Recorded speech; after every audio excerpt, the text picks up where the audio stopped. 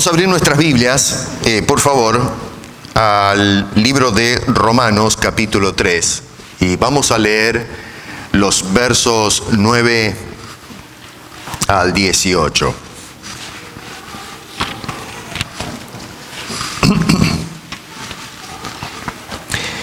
Déjeme decirle que en esta mañana voy a iniciar una serie de 5 charlas o 5 exposiciones donde voy a hacer, le puse como título a toda esta serie 5 principios teológicos importantes. Y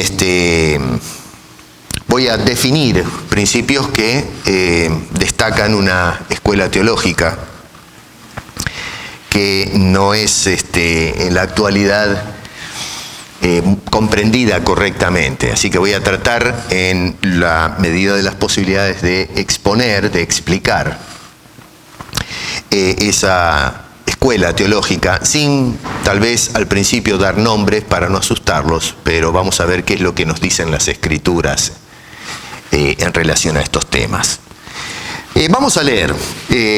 Acá escribe Pablo la carta a los Romanos y en el versículo 9 comienza diciendo, hace un par de preguntas, dice: ¿qué pues? ¿Somos nosotros mejores que ellos? En ninguna manera, pues ya hemos acusado a judíos y a gentiles que todos están bajo pecado. Como está escrito, no hay justo ni aun uno, no hay quien entienda.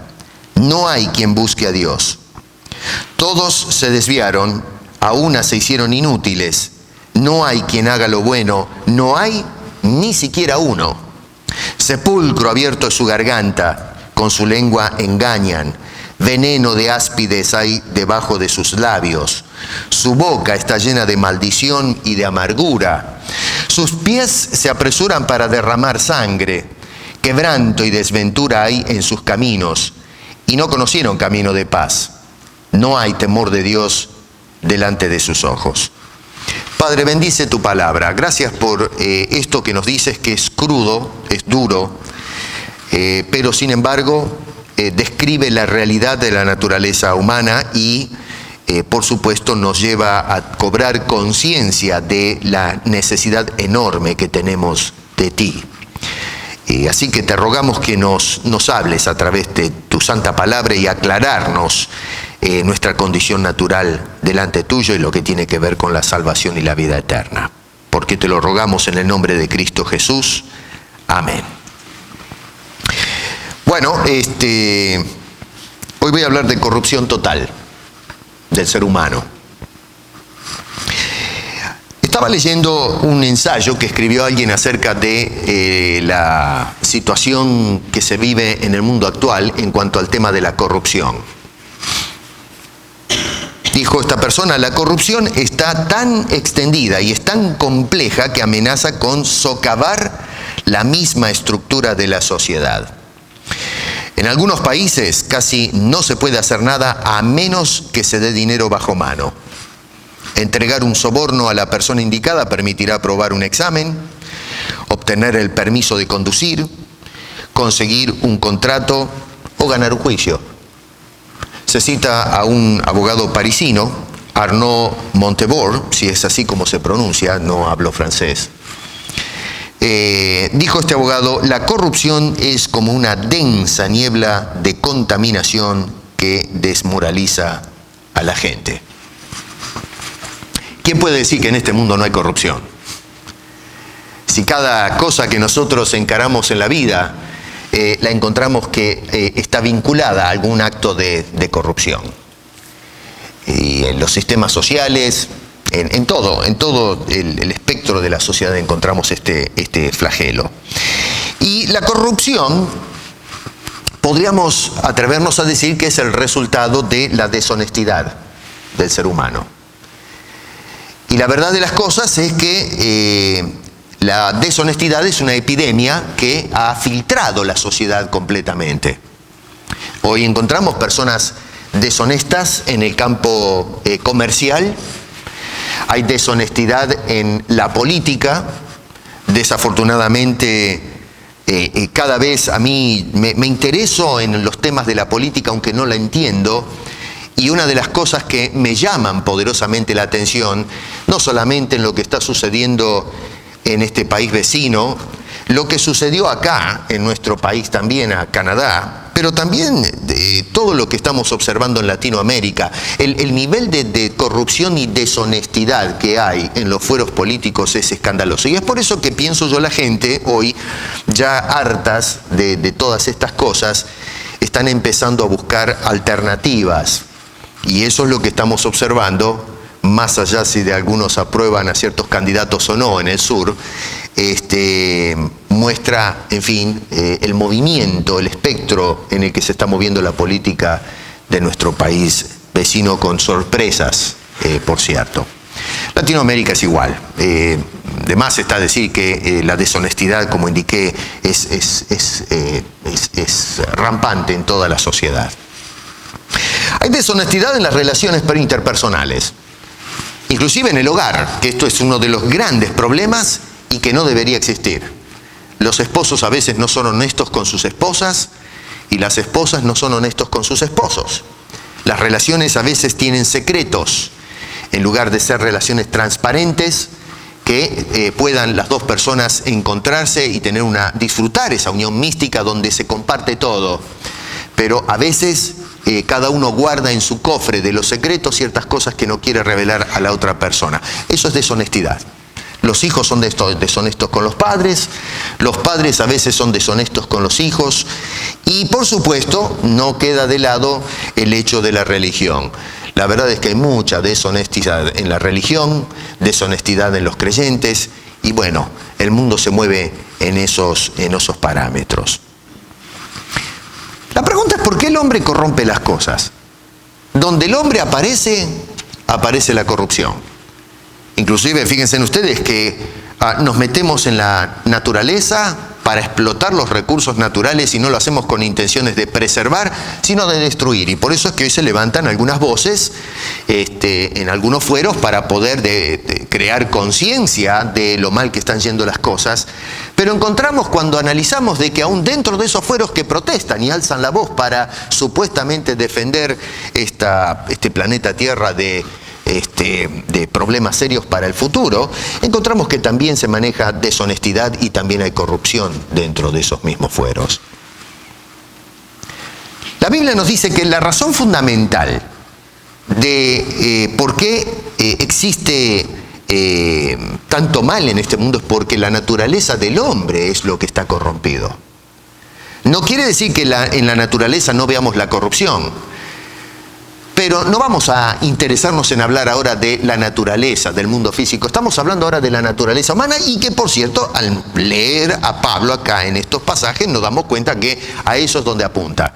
¿Qué clase de hombre es el hombre natural?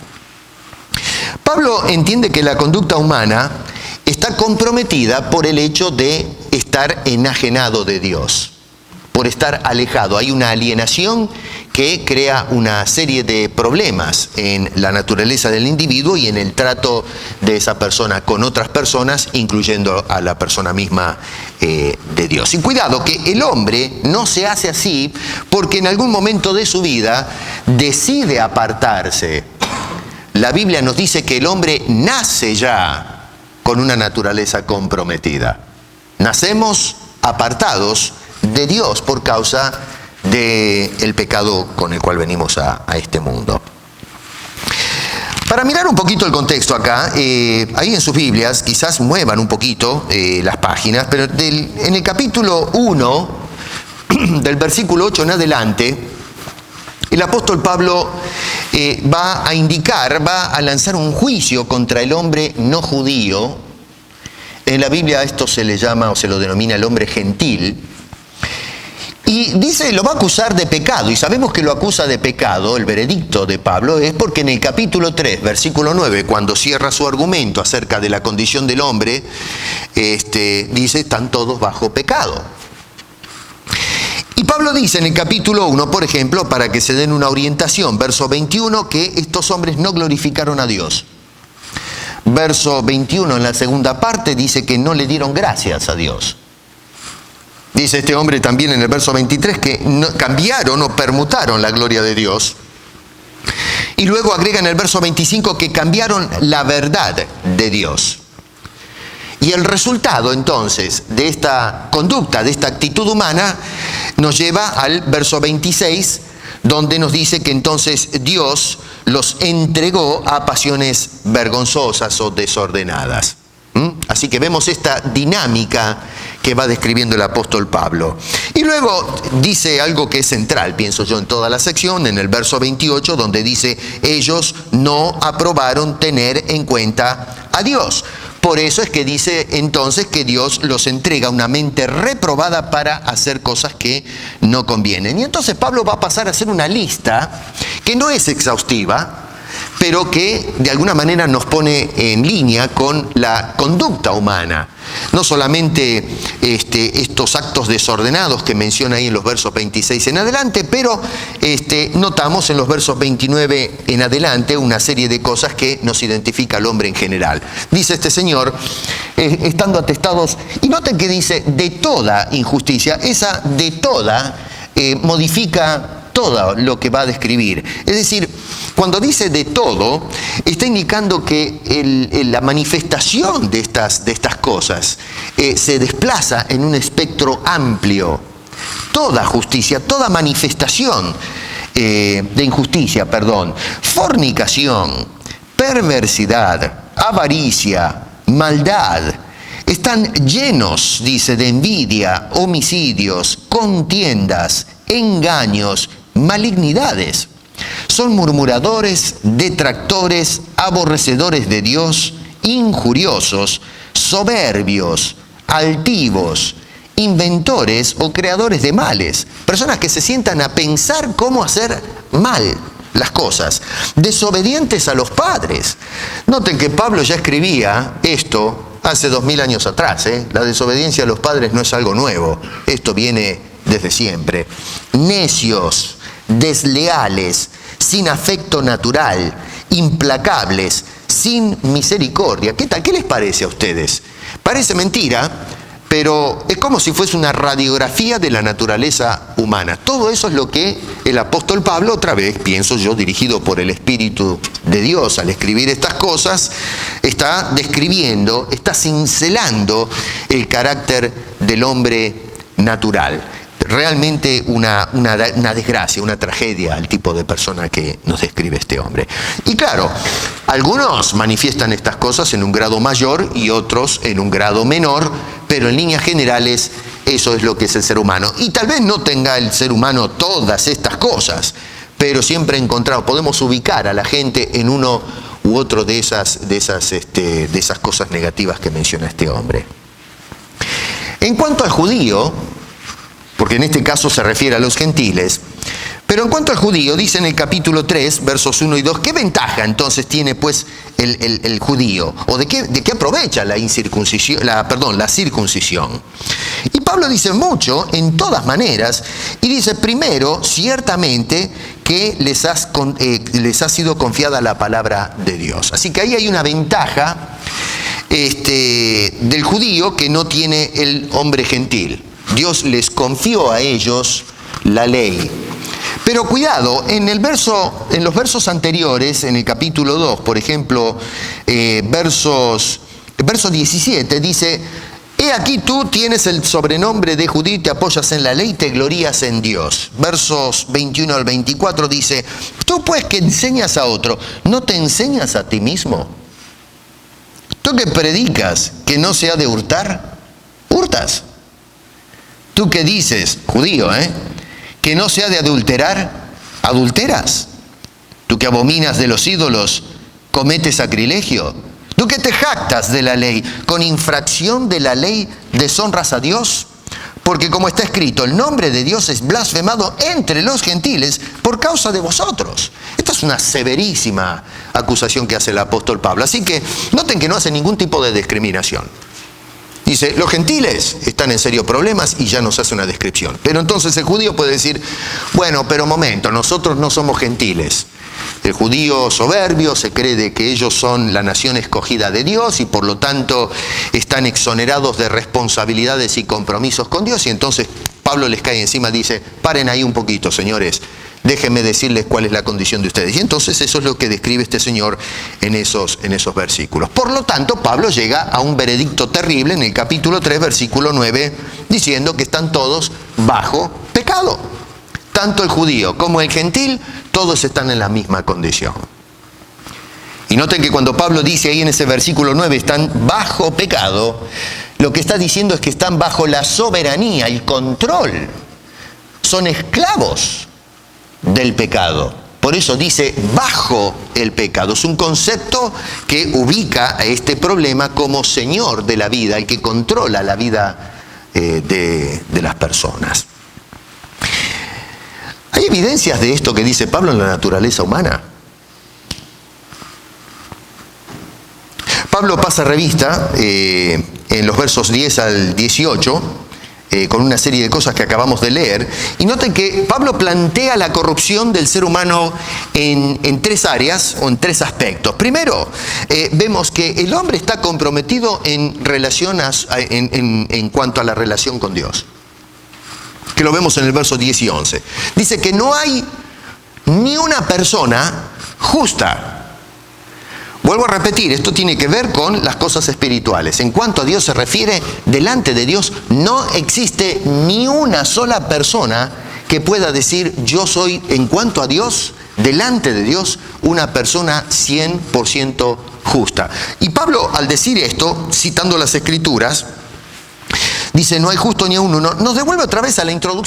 Capítulo 1, verso 18, donde dijo, por ejemplo: la ira de Dios se revela desde el cielo contra toda impiedad e injusticia de los hombres que detienen con injusticia la verdad. El hombre lo que trata es de frustrar la verdad de Dios a través de las inventivas humanas. En estos días que estuve convaleciente me dediqué mucho a leer acerca de un movimiento en el campo de erudición en busca del Jesús histórico. Y en este movimiento se descarta, se hace una diferencia entre Jesús y Cristo. Cristo es la cristianización de Jesús. Y se extrae de este nuevo movimiento toda posibilidad de lo sobrenatural, y nos dejan entonces con un Jesús que fue un hombre de carne y hueso como todos nosotros, que tenía así algunas ideas brillantes, pero nunca llegó a ser lo que el cristianismo dice, que fue el Hijo de Dios, nacido virginalmente, que murió en la cruz y resucitó al tercer día. Siempre se trata de hacer esta distinción. Y lamentablemente, cuando yo leo estos señores, la forma en que argumentan su tesis o sus teorías, me doy cuenta que se cumple lo que dice el apóstol Pablo en este versículo 18 del capítulo 1, que los hombres con injusticia detienen la verdad que Dios ha dejado a los hombres. Dice: no hay ni una persona justa. Dice: no hay una persona que entienda. Otra vez nos devuelve al capítulo 1, verso 21, donde dice que el hombre, habiendo conocido a Dios, no le glorificó a Dios ni le dieron gracias, sino que se envanecieron en sus razonamientos. Dice que el necio corazón fue entenebrecido. El hombre no tiene el conocimiento de este Dios. Las personas pueden especular acerca de un Dios, pero en cuanto al conocimiento de ese Dios, el hombre natural no tiene acceso a ese conocimiento, a menos que Dios se revele a ese hombre y le dé el conocimiento que corresponde. Dice: no hay quien busque a Dios. Esta es una frase muy interesante. No hay ninguna persona que busque a Dios. Capítulo 1, verso 21, dice: habiendo conocido a Dios, no le glorificaron como a Dios, ni le dieron gracias, sino que se envanecieron en sus razonamientos. Verso 23 dice: y cambiaron la gloria del Dios incorruptible en semejanza de imagen de hombre corruptibles, aves y otra serie de animales. Así que tenemos a un hombre que, en lugar de buscar a Dios, busca cualquier otra cosa. Claro, en este punto uno puede argumentar: bueno, momento, pero a ver, el hombre busca a Dios. Las personas buscan a Dios. Porque si no, no tendríamos religiones en el mundo. Bueno, fenómeno, pero a ver, hagamos una distinción entre buscar a Dios y buscar a un Dios. El hombre lo que hace es buscar una divinidad. En pueblos primitivos encontramos personas que no pueden dar una explicación razonable a ciertos fenómenos naturales y entonces divinizan el trueno, a veces los astros en el espacio sideral y cosas de ese tipo. Otros son un poquito más sofisticados y lo que hacen es tratar de crear ellos mismos, tomando prestado figuras de la naturaleza, sus propias divinidades, que es lo que dice el apóstol Pablo. Van cambiando entonces la gloria que le corresponde a Dios y van haciendo sus propios dioses creados con cosas de la naturaleza. Imágenes de hombres, imágenes de animales y cosas por el estilo, y tenemos un panteón complejo a través de la historia de los pueblos primitivos de este tipo de adoración. Así que Pablo lo que está diciendo es, no hay quien busque al Dios verdadero, sino que salen a buscar un producto, una creación del hombre mismo. Dios nos creó a nosotros a nuestra imagen, pero nosotros creamos a nuestros dioses a nuestra imagen y semejanza. Bueno, el verso 12, nos encontramos ahí una conclusión, dice, todos se desviaron, a una se hicieron inútiles, y entonces luego pasa a hablarnos del uso de la comunicación. No solamente el hombre no tiene acceso a Dios, está distorsionado eso, sino que también el hombre está corrompido en cuanto al uso de este don que le dio Dios a la criatura. Nosotros somos los únicos que podemos comunicar nuestros pensamientos a través del habla. Ningún animal tiene este privilegio. Algunos saltará y dirá, bueno, pero ¿qué de las cotorras y esos animales? Esos animales repiten simplemente lo que escuchan, lo que hacen es imitar sonidos, pero póngase a jugar al ajedrez con un loro, a ver si logra ir a algún lado. No tienen razón, simplemente repiten sonidos. Dice este hombre que la comunicación es un sepulcro abierto, y entonces va describiendo esa comunicación. Dice, engañan con la lengua, hay veneno de áspides debajo de sus labios, su boca está llena de maldición y de amargura. ¡Qué cosa triste! Otra vez, volviendo a las campañas estas presidenciales, lo que está diciendo el apóstol Pablo es lo que estamos viendo constantemente en los medios de comunicación. ¿Y en casa? ¿Cuántas veces las señoras se quejan de que los maridos hablan en una forma totalmente desubicada? Personas que engañan con sus lenguas, personas que a lo mejor envenenan con sus labios, la boca está llena de maldición y de amargura, personas que dicen malas palabras, hieren a la otra persona y cosas por el estilo. Y las mujeres también. Esto no es algo extraño en cada hogar. Pero ¿de dónde sale eso? Bueno, este hombre lo que está diciendo es que hay algo que viene fallado en el hombre. Y luego nos lleva a las acciones, versos 15 al 17. Noten ustedes la velocidad con que se mueve el hombre para actuar ideando el mal. Dice, sus pies se apresuran para derramar sangre, quebranto y desventura hay en sus caminos, etcétera, ¿no es cierto? Y entonces, en el verso 18, va a apuntar la lámpara al problema central de todo esto, y es que todas estas cosas son manifestaciones de que no hay temor de Dios en la vida del hombre.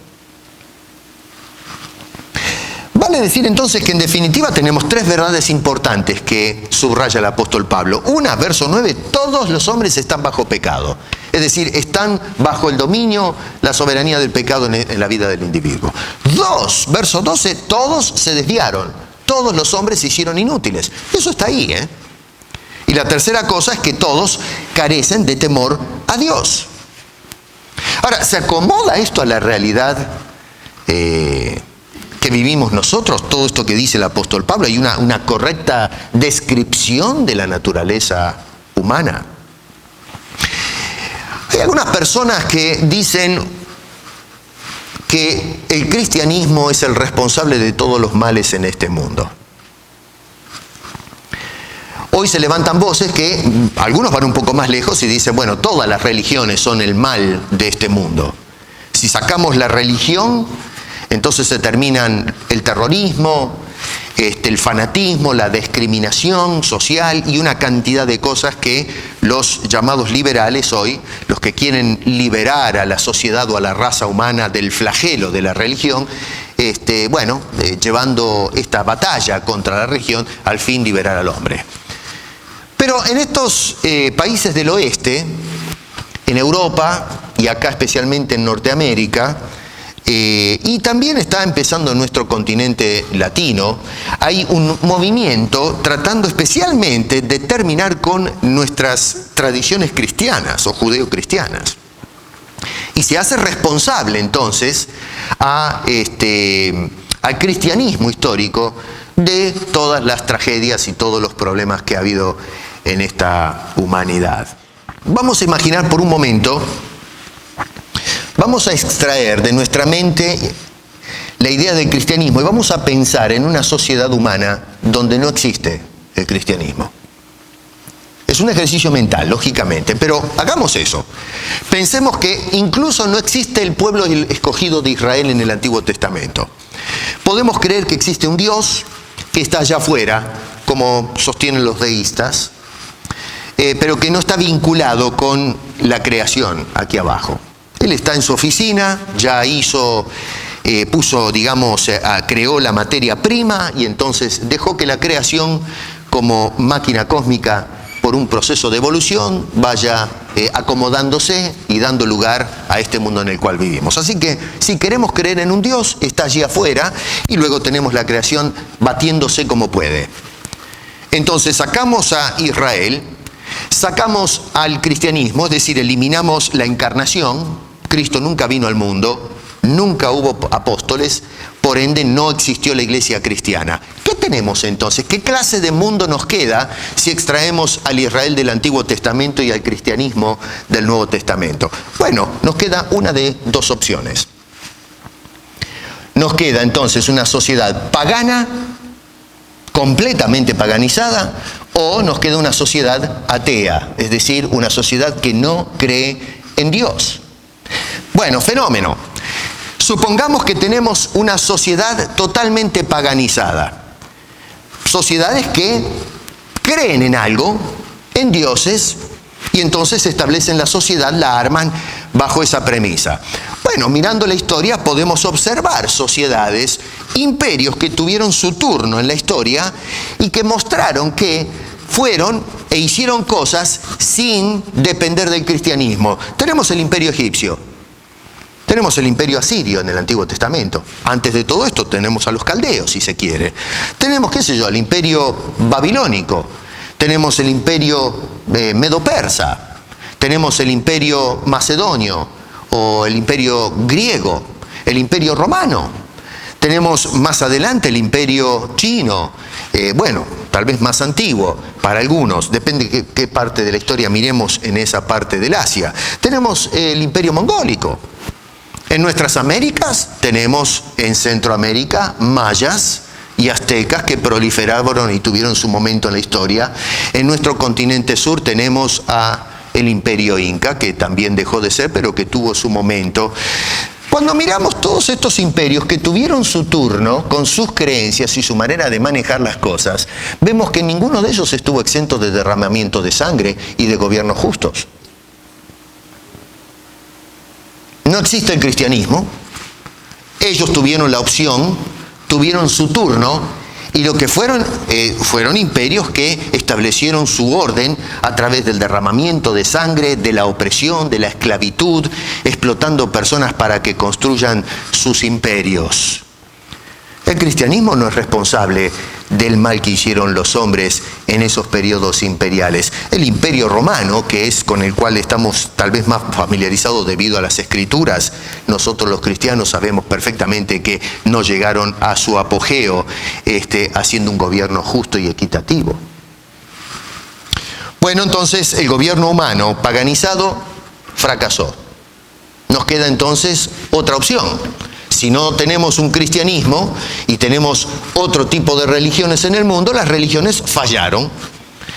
Pero entonces nos queda un mundo ateo. Es una posibilidad. ¿Qué sucedería si tenemos un mundo donde echamos por la ventana todo tipo de religión, de creencia? Tenemos una sociedad de ateos, personas que no creen que existe un Dios personal y autor de todas las cosas. Bueno, miremos entonces en la historia pueblos que realmente rechazaron la existencia de Dios. Y tenemos varios pueblos ateos. Y déjenme decirles, les voy a pasar algunos datos, algunos números. En el siglo XX aparecieron algunas sociedades que se declararon ateos y persiguieron la iglesia, persiguieron la religión y la prohibieron. Tenemos, por ejemplo, el gobierno de Mao Zedong, que derramó tanta sangre. Las cifras son acá. Yo quiero indicar que hay que tener un poquito de cuidado con los números, porque es difícil contar estadísticamente las cosas. Pero los números nos ayudan a entender un poco la magnitud de las cosas que han sucedido. Este gobierno fue responsable de alrededor de entre 49 y 78 millones de personas que perdieron la vida bajo la persecución de esta institución de gobierno. China, 76 millones de personas murieron en el siglo XX solamente. La Unión Soviética, que hoy ya no existe, 61 millones de personas. El gobierno de Camboya, de Pol Pot, 1.7 millones de personas. Kim Il-sung, el señor que comenzó la dinastía Norcorea, 1.6 millones. Hoy tenemos al nieto de ese señor en el gobierno. Tito de Yugoslavia, 570.000 personas. Si hacemos la cuenta rápida, aquí estamos hablando de, no sé, mirando así los números a las corridas, estamos hablando de cerca de 200 millones de personas. Muchos han hecho responsable a la Inquisición de la Iglesia Católica, y otra vez quiero aclarar esto, no me estoy poniendo del lado de la Iglesia Católica acá, no estoy haciendo apologética de la institución, pero quiero ser un poco justo con los datos históricos. Muchos han acusado a la Inquisición de ser responsable de millones y millones de vidas durante un periodo de aproximadamente 3 siglos. Tiran números como 50 a 70 millones de personas. Hoy muchos historiadores están empezando a hacer las cosas justas, y realmente en el estudio, por ejemplo, la Inquisición en España, que fue la más violenta según los entendidos, no pasa de los 3.000 a 10.000 personas que han muerto en manos de la Inquisición. La Inquisición lo que trató de convertir a las personas, y no es que corrían para quemarlos en la estaca, sino trataban de convertir a las personas al catolicismo.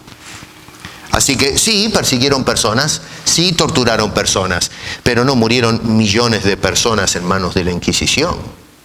¿Actuó mal la Iglesia romana? Sí, definitivamente, no vamos a defenderla, pero tirar estas cifras de ninguna forma. Pero, sin embargo, cuando comparamos entonces la tragedia de la Inquisición, que fue un gravísimo error histórico por parte de la institución, y lo comparamos con estos gobiernos que fueron ateos, y la cantidad de gente que pasó por el patíbulo en manos de estos gobiernos, nos da la pauta de que un gobierno ateo, como muchos quieren proclamar, tampoco funciona. Podemos pensar en sociedades seculares como Francia, y acá Estados Unidos también. Ahora dígame una cosa, Estados Unidos es la institución política que pretende exportar la democracia y la idiosincrasia o la ideología norteamericana. La sociedad ideal es la norteamericana, donde todo es justo, todo es perfecto. Pero cuando miramos la sociedad norteamericana, ¿realmente podemos pensar de que esa es la mejor sociedad? ¿Por qué la sociedad norteamericana todavía sigue teniendo pobres, explotados, gente arruinada, hundida en la inmoralidad, en la droga, en la corrupción, en la delincuencia? ¿Esa es la sociedad modelo que tiene que imitar este mundo? Vamos, si vamos a hablar con términos claros y vamos a ser, como dije al principio, honestos con la realidad y las evidencias, nos vamos a dar cuenta que lo mal de este mundo no es por causa del cristianismo. El cristianismo no es responsable de los males de este mundo y de esta sociedad. El hombre es responsable de los males de este mundo y esta sociedad. Y estoy convencido que el cristianismo, de alguna manera, cristianismo fiel, porque hay un cristianismo que no sirve para nada. El cristianismo bíblico, el cristianismo fiel, el que ha sido preservado por el Señor a través de los siglos, ese es el cristianismo que sirvió de contenedor de los males en este mundo. Yo pienso, ¿dónde estaría esta tierra si no hubiese habido iglesia que pudiese predicar la justicia, el derecho. Que hubo cristianos o llamados cristianos que cometieron delitos, que actuaron mal, no se puede negar eso. Sería muy ingenuo y además sería poco honesto decir de que el cristianismo no fue responsable en parte de algunas barbaridades en la historia. Pero ese no es el cristianismo de Cristo. Eso es un cristianismo que usó la religión para fomentar el poder entre algunos hombres sin escrúpulos. Así que tengamos en cuenta esto, no es el cristianismo el responsable de los males, es el hombre. Hay 4 teorías básicas acerca de la naturaleza humana. Hay una teoría que sostiene que el hombre es bueno por naturaleza. Jean-Jacques Rousseau proclamó esto, y que, en fin, el hombre se hace malo mediante las decisiones que toma, influenciado por el medio ambiente. Algunos bajan un cambio a esa idea de que el hombre es bueno por naturaleza, porque no cae bien, las evidencias no empardan esa conclusión, y entonces dicen, no, la verdad es que el hombre no es ni bueno ni malo, es neutral. Luego el hombre se hace malo, sí, influenciado por el medio ambiente y una serie de cosas que determinan que tome decisiones equivocadas, y mediante hábitos adquiridos, entonces el hombre se hace un ser malo. Bueno, eso para mí no cuadra tampoco, porque tenemos casos en nuestra sociedad humana donde hay personas que vivieron empobrecidos hasta la médula y sin embargo fueron personas derechas en cuanto a conducta. Y tenemos gente que no les falta nada, que están pero forrados de dinero y que han sido asesinos seriales y violadores y qué sé yo, una cantidad de delincuentes que se llevaría tiempo enlistarlos a todos. Así que las evidencias pragmáticas no empardan con este dato de que los hombres no son ni buenos ni malos. Hay algo que viene mal en la naturaleza. Hay una posición teológica que reconoce que el hombre, según las Escrituras, está afectado por naturaleza, que en el momento de la caída algo quedó mal con el hombre. Pero se refieren que hay una depravación parcial en el ser humano. La gracia de Dios dotó a esta criatura, a este hombre, de libre albedrío, y entonces el hombre puede salvarse según el uso que haga de su libre albedrío. Vale decir entonces que el hombre, su destino externo está determinado o depende en el uso que haga de esa facultad de libre escogencia. La verdad es que le doy un crédito a esa postura porque a lo menos reconoce que, a diferencia de las otras dos posiciones, algo está mal con el hombre. Las otras dicen, no hay nada malo con el hombre. Es la sociedad o las circunstancias lo que lo hacen malo. En este caso dicen, no, hay algo que realmente, las evidencias nos muestran que algo está mal y la Biblia nos muestra que realmente el hombre está comprometido. El problema con esta postura es que pone demasiado crédito en el albedrío del hombre. Es decir, el hombre es el que en definitiva, por un acto de su voluntad, puede salir a buscar a Dios. Y entonces al buscar a Dios lo encuentra y entonces se arrepiente, lo acepta como su Salvador y listo, su destino eterno está sellado, el hombre ahora es salvo. Bueno, fenómeno, vamos a hacer un ejercicio. Vamos a hacer de cuenta que tenemos a una persona de esa línea teológica y lo sentamos adelante de Pablo. Vamos a hacer un debate. Tenemos a una persona de este lado y tenemos a Pablo del otro lado. Este señor dice, la caída del hombre es parcial, el efecto de la caída es parcial. El hombre, usando o haciendo ejercicio de su libre albedrío, puede buscar a Dios, arrepentirse, y de esa manera Dios entonces le otorga a esta persona, en el ejercicio de su libre albedrío, la salvación. Bueno, ahora le toca el turno a Pablo. Pablo, este señor dice que el hombre puede buscar a Dios haciendo ejercicio de su libre albedrío. Pablo, ¿qué responde? No, señor. No hay justo ni aun uno, no hay quien entienda, no hay quien busque a Dios. Usted le puede dar vuelta a todo lo que quiera a esas palabras, pero Pablo es tajante. Vuelvo a repetir, yo no estoy inventando un cuadro, simplemente le estoy poniendo a él la persona que sostiene que el hombre sí tiene la facultad de buscar a Dios, de intervenir de alguna forma para que Dios lo salve. Y Pablo dice, no, mi querido amigo, discúlpeme, pero No hay una sola persona en este mundo, ni una, que busque a Dios. Y noten que Pablo es enfático, dice todos, y luego dice no hay. Y si por casualidad no nos quedó claro el asunto, en el verso 12 dice no hay ni siquiera uno. Noten ustedes cómo trata de atornillar y ajustar los pernos para que no quede ninguna duda que el asunto es universal. No escapa ni una sola persona a este veredicto que hace el apóstol Pablo de la naturaleza humana. No obstante, hay muchos en los fueros cristianos contemporáneos que abrazan esa idea de que sí, el hombre hace un ejercicio de su libre albedrío y busca a Dios, y entonces Dios lo encuentra. Es decir, Dios y el hombre se encuentran a mitad de camino, más o menos es la idea. Pero si es cierto eso, dígame una cosa, ¿por qué oramos a Dios si realmente como cristianos creemos eso? De que Dios puede actuar y salvar dependiendo de la libre elección de la persona. ¿Por qué usted ora a Dios para que Dios toque el corazón de una persona y se convierta a Cristo? Si la salvación depende de la libre decisión de una persona, nosotros los cristianos hace 2000 años que estamos orando una oración que no tiene sentido. Decir, Señor, te ruego que toques el corazón de esta persona. Te ruego que lo traigas a los pies de la cruz.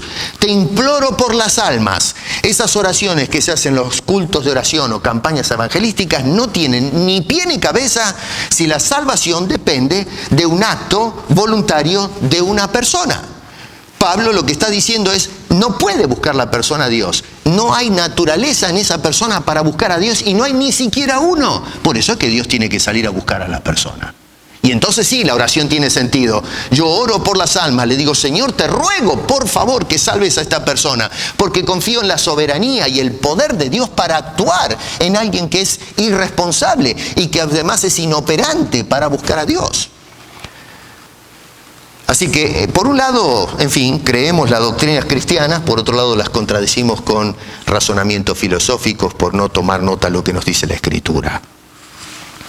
Jesús les dijo a los discípulos, ustedes no me eligieron a mí, sino que yo os elegí a vosotros, y os he puesto para que vayáis y llevéis frutos. No fue el libre albedrío de los discípulos. Dice, yo los escogí a ustedes. En una ocasión Jesús le preguntó a los discípulos, ¿quién dice la gente que soy yo? ¿Cómo me identifican? Y Pedro una de esas saltó después de unas respuestas. Pedro dijo, tú eres el Cristo, el Hijo del Dios viviente. Y Jesús le dice algo que es sorprendente, y le dice, bienaventurado eres Simón, hijo de Jonás. Pero no le dice, bienaventurado porque tú tuviste la libertad para escoger bien. No, le dice, bienaventurado hijo de Jonás porque no te lo reveló carne ni sangre, sino mi Padre que está en los cielos. Cuando Pedro hizo esa declaración extraordinaria, tú eres el Cristo, tú eres el Salvador. Hoy este teólogo que sentamos de este lado diría, bueno, ahí tiene una evidencia. Este hombre escogió, declaró, ¿no es cierto?, la soberanía de Cristo. Pero Jesús le pone las cosas claras y le dice, eso te lo dio Dios. Te fue dado de arriba. Se mueve de la soberanía del hombre a la soberanía de Dios. ¿Por qué? Porque el hombre es incapaz de buscar a Dios. El hombre es incapaz de entender las cosas de Dios. Eso es lo que nos está diciendo este hombre. Este hombre es imposible hacer una declaración justa en cuanto a las cosas espirituales, porque está bajo el poder del pecado.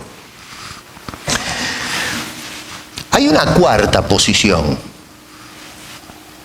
que pienso yo es la posición de Pablo, que nos está diciendo acá, y es la inhabilidad total del ser humano de buscar a Dios. Hay una inhabilidad en el ser humano. Pablo dice, no hay quien busque a Dios, y lo que está diciendo es, hay algo que me imposibilita a mí, en mi naturaleza, de buscar a Dios, de actuar en justicia, de entender las cosas de Dios, de hacer lo bueno a los ojos de Dios. Eso no quiere decir de que no hay acciones justas entre los hombres. Vamos a aclarar este asunto, porque muchos pueden interpretar equivocadamente que cuando se habla de corrupción total o inhabilidad total, que el hombre no hay nada que haga bien. No, si nosotros vemos a una persona que se está muriendo de hambre o sediento y de caridad vamos y le damos un plato de comida, estamos haciendo algo bueno. Pero cuando hablamos de inhabilidad estamos refiriéndonos en cuanto a las cosas de Dios. El hombre malo hace cosas buenas. Pero el problema es que en cuanto a Dios se refiere, el hombre malo hace cosas malas a los ojos de Dios. Tenemos que entender ese concepto porque se ha juzgado mal cierta escuela teológica por no entender bien qué se quiere decir con corrupción. La palabra tal vez inhabilidad es más apropiada o se acerca más al concepto paulino. Ahora, a veces pienso yo, ¿no?, que aparecen actos de altruismo cuando la gente quiere ayudar a alguien en problemas. Pero eso no es la tendencia es de hacer lo malo, de ser egoístas. De vez en cuando, esporádicamente, el hombre tiene esos arranques altruistas de hacerle el bien a otra persona. Pero la constante es de ser egoísta. Incluso a veces cuando se hacen actos altruistas, es más bien pensando en el hombre y no pensando en Dios. Pensando en qué voy a recibir de esa persona. Tal es así que si una persona, por ejemplo, es un gran altruista y no recibe la gratitud apropiada o adecuada de aquellos que han recibido los favores, inmediatamente empieza la crítica, diciendo, pero mira este descarado, le hice tanto bien y ni siquiera tiene la decencia de venir a darme las gracias por haber tendido una mano. Bueno, el altruismo es cuando usted hace un bien sin esperar nada a cambio. Si usted está esperando algo a cambio, usted está haciendo favores con un fondo egoísta, está esperando algo a cambio del favor que está haciendo. ¿Por qué Pablo tiene esta doctrina tan radical por parte en cuanto a la naturaleza del hombre? Y que luego la sostuvo Agustín y algunos de la Reforma como Calvino y otros hombres, ¿no? ¿Por qué? ¿Por qué esta actitud, esta conducta tan negativa de la naturaleza humana? Hay tres factores, a lo menos, que quisiera visitar con ustedes. Uno, la Biblia describe al hombre como espiritualmente muerto a las cosas de Dios. No quiere decir que está muerto biológicamente, estamos vivos, acá estamos. Pero espiritualmente el hombre está, la Biblia lo describe en esos términos, está muerto. No quiere decir que el hombre no es un ser espiritual. El hombre es un ser espiritual. Tal es así que hay una cantidad de religiones que son pretextos para buscar una relación con lo superior. Pero el hecho de que el hombre sea un ser espiritual no quiere decir que es correctamente espiritual con Dios. La Biblia describe deliberadamente el concepto de muerte para mostrarnos que el hombre es inhábil, es inactivo en cuanto a las cosas de Dios. Las religiones son una evidencia de que somos seres espirituales. Pero el rechazo del Dios Todopoderoso y su plan de salvación es una evidencia que nosotros rechazamos su ley. Cuando este señor que puse de este lado dice, bueno, la Biblia tal vez dice Pablo acá que no hay quien busque a Dios, pero yo creo que sí, que el hombre busca a Dios. Bueno, eso está poniendo de manifiesto que ese hombre está resistiendo lo que Dios revela en su palabra. Eso pone de evidencia que hay un acto natural en el hombre de resistir todo lo que Dios hace para la salvación de ese hombre.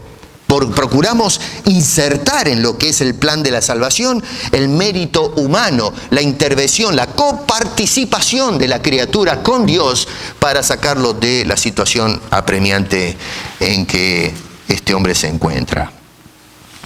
En el capítulo 5, por ejemplo, verso 12, Pablo explica un poco más claro este asunto. Dice, por tanto, como el pecado entró en el mundo por un hombre, refiriéndose a Adán, dice, y por el pecado la muerte, así la muerte pasó a todos los hombres por cuanto todos pecaron.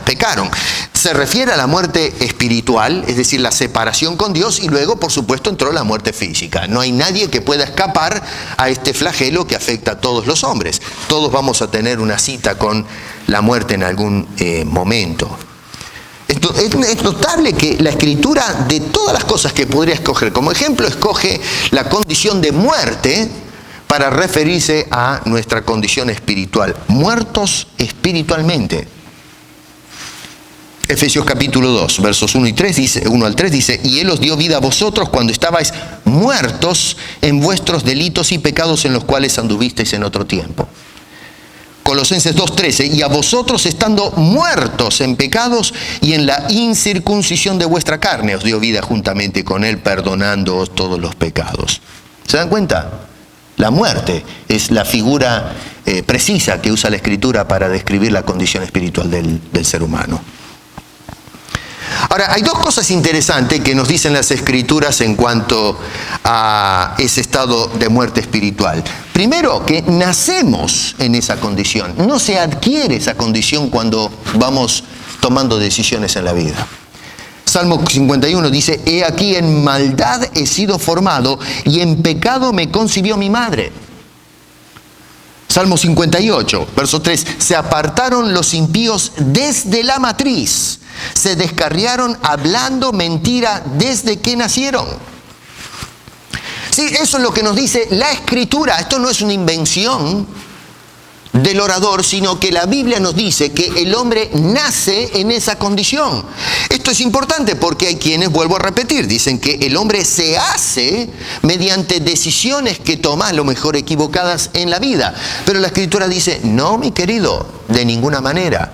Son decisiones que vienen en la naturaleza humana desde que nacemos.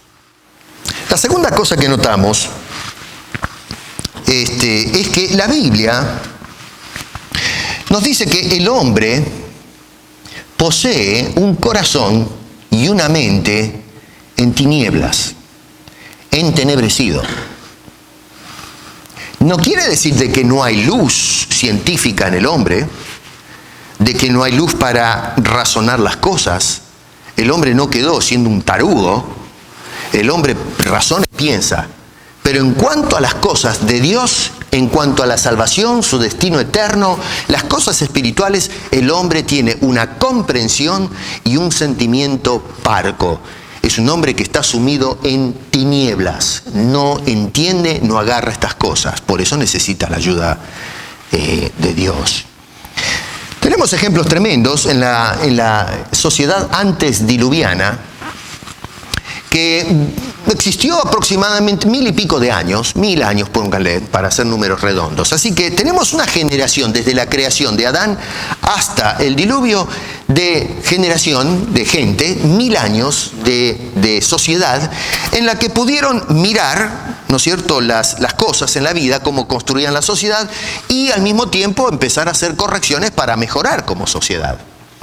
Así que durante 1000 años el hombre se fue formando, fue tomando decisiones, va construyendo su futuro, su destino, agarrándose de, en fin, la promesa que le hizo la serpiente en el huerto. Tira a Dios por la ventana que tú vas a poder construirte un mundo mejor. Y entonces el hombre dijo, me gusta eso. Y entonces se lanzó el hombre y por 1000 años estuvo pujando en esa dirección. Bueno, hay un cómputo de esa generación prediluviana, de esos 1000 años de historia. ¿Y qué nos dice la Biblia? Dice, y vio Jehová que la maldad de los hombres era mucha en la tierra. Y que todo designio, no dice algunos, todo designio de los pensamientos del corazón de ellos era de continuo, solamente al mal. Así que hubo tiempo para corregir lo torcido. En 1000 años, miren si no hay tiempo para corregir las cosas. Y sin embargo, no sucedió. Sin duda que hubo personas que se levantaron a protestar, que a lo mejor algunos dijeron, muchachos, vamos mal. Una evidencia de eso la tenemos en Noé, que fue entre toda esa generación uno que tenía 2 dedos de frente, ¿no es cierto? Así que encontramos que a lo menos hubo un hombre, y tal vez su señora, que dijeron, esto va para cualquier lado. Y entonces notamos que tenemos una generación de personas cuyo corazón era dado, entregado de continuo, dice, solamente al mal. Los pensamientos, los planes, era totalmente corrompido. Terminó el mundo con esa generación, aparece la generación post-diluviana. Y entonces, ¿qué sucede con el hombre? Bueno, Dios pasa revista y dice en Génesis 8, el intento del corazón del hombre, esto es después del diluvio, es malo desde su juventud. Y eso incluye a Noé, que fue el único que se preservó de aquel cataclismo. Y luego empezamos a entrar en la nueva historia, la postdiluviana, donde el hombre ahora tiene una oportunidad de aprender de la tragedia del pasado y decir, vamos a construir dejémonos de macana. A ver, ya terminó toda aquella generación, nuestros abuelos, padres y qué sé yo que quedaron allá, se terminó, perdimos todo. Esta generación nueva que empieza, vamos a hacer las cosas bien. Bueno, fenómeno. Eclesiastés, ya pasados unos siglos después de este nuevo mundo de Noé, ¿qué dice? Este mal hay entre todo lo que se hace debajo del sol, que en un mismo suceso acontece a todos, y también que el corazón de los hijos de los hombres están llenos de mal y de insensatez en su corazón durante toda su vida. Jeremías dice, engañoso es el corazón más que todas las cosas y perverso. Marcos, ahora tenemos a Jesús, miren cómo va pasando el tiempo, va cambiando, el hombre se va haciendo mejor aprendiendo de las experiencias.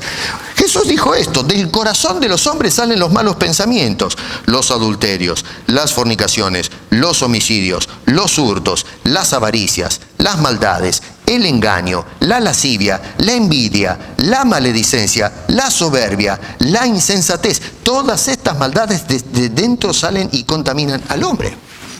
Eso lo dijo Jesús, Pablo en Romanos 8, versos 7 y 8 dice, por cuanto los designios de la carne son enemistad contra Dios, porque no se sujetan a la ley de Dios, ni tampoco pueden. Ahora tome nota de esa parte. El hombre no se sujeta. ¿Y por qué no se sujeta? ¡No puede! No existe la idea de que el hombre hace un ejercicio de su voluntad y se autopotencia para buscar a Dios. Dice, no puede. ¿Qué libre albedrío ni qué 8/4? La escritura es tajante. Quizás no se ajusta a nuestra idiosincrasia, no nos gusta lo que nos dice la escritura en este tema. Bueno, pero ahí tenemos que tomar una decisión, o acepto lo que me dice el consejo bíblico, o me quedo con mi propia filosofía de la vida. Pero acá el escritor nos está diciendo, el mismo Pablo dice, no puede esa persona sujetarse a la ley de Dios. No hay un querer hacer esas cosas. Y los que viven según la carne no pueden agradar a Dios. O sea que hay personas que dicen, sí puedo. La Biblia dice, no puedes. Hay personas que dicen, sí puedo buscar a Dios. Sí puedo buscar la ley de Dios. Pablo dice, no hay ni siquiera uno que lo busque. Y la razón es sencillamente porque no puede. La tercera y última verdad que tenemos es que la Biblia dice, el hombre es esclavo del pecado y del diablo. Y este es otro tema que nos cuesta que nos entre, como que una cosa invisible tenga el control, sea yo un títere manejado por su voluntad. Bueno, eso es lo que nos dice la Escritura. Es difícil de tragárselo el asunto, porque pensamos en un término de independencia, que somos dueños de nuestras decisiones, pero así pensó Adán y Eva. Ellos pensaron, se les metió la idea de que ellos podían actuar independientemente de la soberanía de Dios. Y bueno, se dieron cuenta que no, que pensaron que podían funcionar en una forma independiente y se dieron cuenta que ahora pasaron de servir a Dios, el Creador, y ahora pasaron a servir a este enemigo tremendo de la humanidad.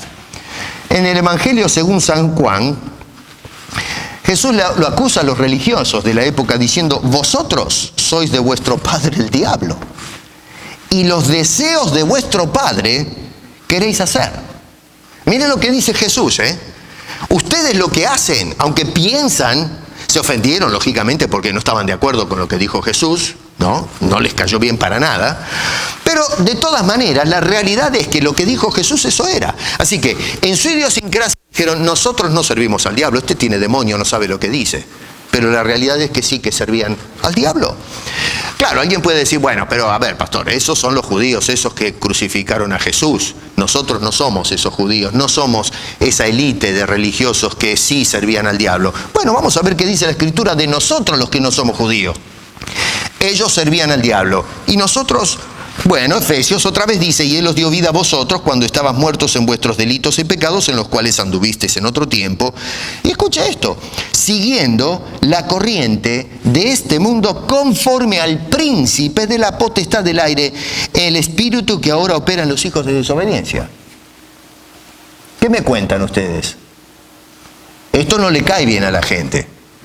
Decirle ahora a toda la sociedad que ellos van en una sola corriente, en un flujo en la existencia, y que esa corriente que ellos siguen está dictada por una entidad que no podemos palpar y ver, la gente se le ríe en la cara. Pero la Biblia dice que es así. Pablo dice, nosotros, si no somos creyentes, antes de recibir la vida, seguimos a este príncipe de la potestad del aire, siguiendo la corriente de este mundo. ¿Lo aceptamos o lo rechazamos? Pero eso es lo que nos dice la Biblia. Pablo le dice a Timoteo, tratando de corregir a algunas personas que no se portaban bien dentro de la iglesia, dice que con mansedumbre corrijas a los que se oponen, por si quizá Dios le conceda que se arrepientan para conocer la verdad. Y escuchen lo que dice al final, dice, y escapen del lazo del diablo en que están cautivos a voluntad de él. Esta es una declaración teológica impresionante. Problemas dentro de la iglesia que tuvo que encarar Timoteo. Pablo le tiene que mandar una carta para aconsejar a este joven y le está diciendo, tienes que actuar, disciplinar, tienes que orientar y tratar de ver si se puede rescatar a estas personas que son prisioneros, están enlazados. Y enlazados dice, y haciendo la voluntad del diablo. Claro, usted agarra a esa persona, Timoteo lo agarra y dice, mire, ¿saben qué me escribió Pablo? Y me dice que ustedes están enlazados del diablo. Y le dice, usted está loco, ¿qué me está diciendo? ¿Dónde está el diablo? A ver, dígame que yo no lo veo. ¿Por dónde se me fue? Bueno, pero eso es lo que dice la Escritura. Corre las cortinas de ese campo espiritual que no podemos ver con los ojos físicos y nos mete ahí adentro y nos dice cuál es la problemática del hombre. Primera de Juan 5:19. Sabemos que somos de Dios y el mundo está bajo el maligno. Vaya y dígale a la gente de ahí afuera, ¿usted sabe que este mundo, su vida y todo lo que hay está bajo la potestad del maligno? Se le ríe en la cara. La gente no se lo traga así nomás el asunto. Pero bueno, eso es lo que me dice la revelación. Es difícil entender el asunto porque estamos acostumbrados a palpar las cosas, a ver para creer. Pero lo que nos dice la Escritura es que el mundo está bajo el maligno. Juan 8:34. De cierto os digo que todo aquel que hace pecado, esclavo es del pecado. ¿Qué quiere decir eso? La persona es servidor, es sirviente del pecado, de la naturaleza en nosotros. Usted sirve al pecado. Y luego en Romanos, un pasaje o dos, a ver, qué sé yo, yo no los quiero marear con toda esta cita bíblica, lo hago, paso revista a estos textos para que vea que estos no son caprichos del predicador, esto es lo que la orientación que nos da la Escritura. Romanos 6:20 dice, porque cuando eras esclavos del pecado, eras libres acerca de la justicia. Hablando ahora de los creyentes, ¿no? Eran esclavos del pecado. Y en Segunda de Crónicas, capítulo 6, dice, no hay hombre que no peque. Por eso es que el apóstol Pablo hace las conclusiones estas tremendas del capítulo 3, versos 10 al 12. No hay justo, ni aun uno. No hay quien entienda. No hay quien busque a Dios. No hay quien haga lo bueno. No hay ni siquiera una persona. El hombre está totalmente corrompido espiritualmente. No es una corrupción parcial. La Biblia no presenta semejante idea. La Biblia nos dice que el hombre tiene una inhabilidad natural de buscar a Dios y por ende de contribuir de alguna manera, ya sea por un acto propio, un ejercicio de algún tipo espiritual o alguna obra que lo aventaje en cuanto a Dios se refiere y se encuentre a mitad de camino con Él para recibir su salvación y su vida eterna. No puede por sí mismo librarse de esa condición penosa. Qué lindo saber entonces que a pesar de que Dios nos describe como personas inhábiles, que nuestra naturaleza es inhábil para buscar a Dios. Estamos perdidos, estamos arruinados por naturaleza, nacemos con esa tendencia, con esa naturaleza comprometida, corrompida. Tal vez esa palabra corrompida ha creado muchos, desde el punto de vista semántico, ha creado un gran debate en el campo teológico, pero sin embargo la palabra apunta a la inhabilidad del hombre para salvarse a sí mismo. Pero qué hermoso es saber que Dios, sabiendo nuestra condición miserable, comprometida, que el hombre no puede buscar a Dios, No puede porque no nace de él el buscar a Dios. Que Dios entonces haya salido a buscarnos a nosotros en Cristo Jesús. Que Dios haya utilizado su soberanía. Que podría habernos abandonado con toda justicia, pero que de todas maneras en su amor infinito vino a salvar a ese hombre que está completamente arruinado. Un hombre que no busca a Dios. Pablo dice en el capítulo 1, porque no me avergüenzo del Evangelio. Dice, y no me avergüenzo porque es poder de Dios, no contribución humana, sino poder de Dios. Noten cómo descalifica completamente una intervención humana. Dice, es el poder para salvación a todo aquel que cree, al judío primeramente y también al griego. Porque en el Evangelio la justicia de Dios se revela por fe y para fe, como escrito está, mas el justo por la fe vivirá. En el capítulo 6, versículos 16 al 19, miren qué hermoso, dice, ¿no sabéis que si os sometéis a alguien como esclavos para obedecerle, sois esclavos de aquel a quien obedecéis, sea del pecado para muerte o sea de la obediencia para justicia? Noten otra vez lo que dice, si yo no tengo a Cristo, soy un esclavo del pecado y no tengo opción. Debo obedecer. Está usando esta ilustración de la cultura cuando esclavizaban a las personas. El esclavo no podía decir si le daban una orden, mire, ¿sabe qué? Yo tengo mis derechos humanos. A usted a mí no me moleste, yo no voy a obedecer eso. ¿Sabe lo que hacían? Lo mataban al esclavo. O le daban una tremenda paliza. En 5 minutos le hacían cambiar de opinión. Le besaba los pies al jefe o al amo. Eso es lo que hace el pecado en nosotros. Pablo dice que nosotros somos esclavos y lo único que tenemos es una actitud de obediencia a ese pecado.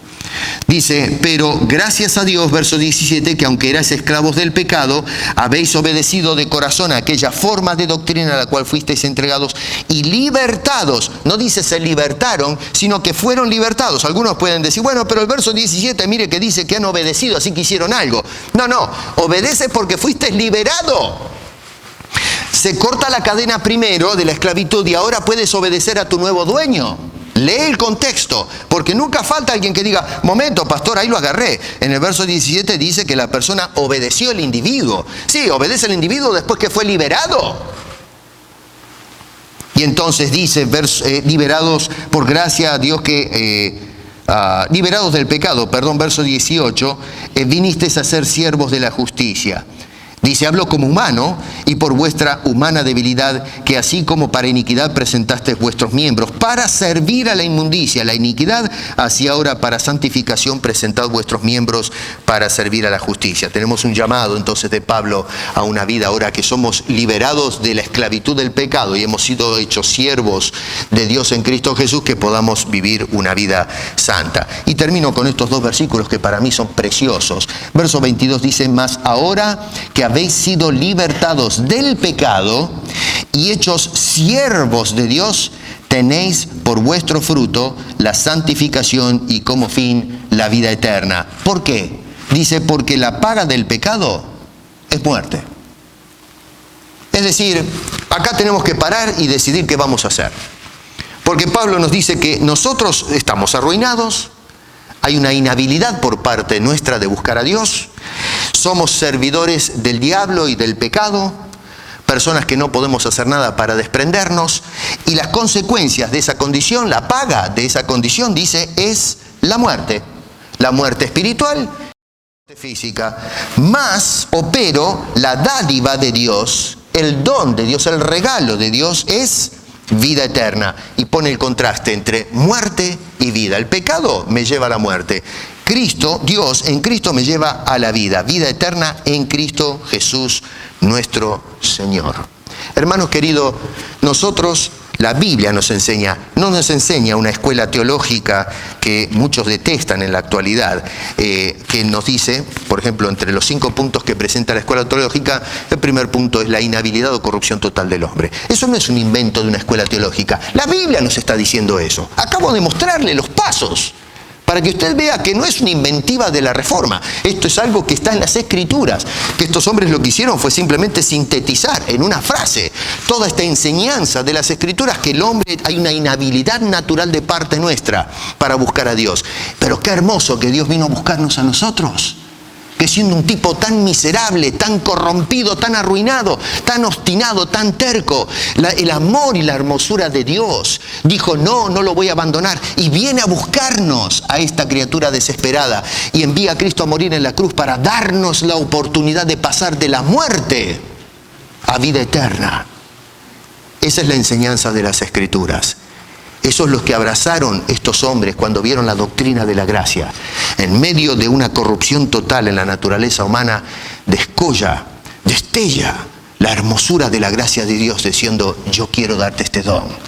Y nos da a Cristo en el Calvario, y luego resucitado y a la diestra del Padre, para que nosotros hoy podamos aceptar ese regalo precioso que hace Dios para nosotros y ya despreocuparnos de nuestra condición, porque ahora somos hijos de Dios en Cristo. Si no conoces a Cristo, a lo menos ya sabes cuál es nuestra condición. Y si tú sientes algo de querer buscar, de acercarte a Cristo, es porque Dios está empezando a trabajar en tu vida. Tú no estás tomando una decisión. Dios está empezando a tomar la decisión por ti. El Espíritu Santo te está moviendo hacia la cruz, llevándote de la mano. Y si nosotros hoy estamos ya de este lado de la cruz, es decir, siendo creyentes, tú eres creyente no porque tú lo buscaste a Dios, sino la Biblia nos dice que Dios salió a buscarte a ti porque tú eras inhábil. Si el hombre pudiese buscar a Dios, Cristo nunca hubiese ido a parar al Calvario.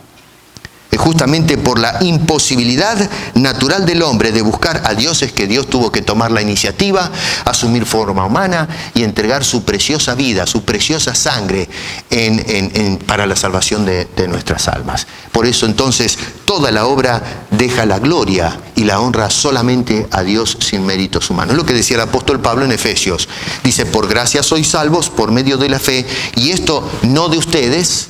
Y luego agrega en el verso 9, no por obras para que ninguno se gloríe. Es decir, la gloria la recibe totalmente Dios. No como dice este caballero de este lado que dice, bueno, pero es mi decisión personal la que me acercó a Dios y entonces me dio la salvación. Es decir, Dios me dio la salvación porque yo tomé una decisión. No, Señor, la decisión la tomó Dios, porque tú no puedes sin la ayuda de Dios tomar esa decisión. A Él sea la gloria. Sirvamos en santidad a ese Dios. Démosles gracias a Dios. Y si todavía no lo conoces, escucha esa voz que te está hablando. Si tú realmente sientes algo es porque Dios empezó la obra y quiere llevarte a los pies de esa cruz para darte esa bendita salvación y la vida eterna. Padre, gracias. Oh Señor, gracias. Porque siendo un ser totalmente perdido, incapaz, inhábil por naturaleza de responder a la salvación, de acercarme a ti. Sí, me acercaba a otras cosas, a otros dioses inventados por mí. Pero en cambio, Señor, viendo mi condición miserable, saliste a buscarme para darme la salvación que no merezco. Así hiciste con cada uno de nosotros. Gracias, Señor. Gracias. Te imploramos que nos ayudes a vivir a las alturas de las demandas de esa nueva vida. Y ayuda, por favor, a las personas a que puedan venir a ti, Señor, traídos de tu mano. Si hay alguien aquí que no te conoce, te imploramos en tu soberanía y poder que en el Espíritu Santo le hables al corazón y lo traigas a los pies del Salvador y le puedas otorgar ese regalo precioso que ofreces a los hombres gratuitamente. Porque te lo pedimos, Señor, con acción de gracias en el nombre de Cristo Jesús. Amén.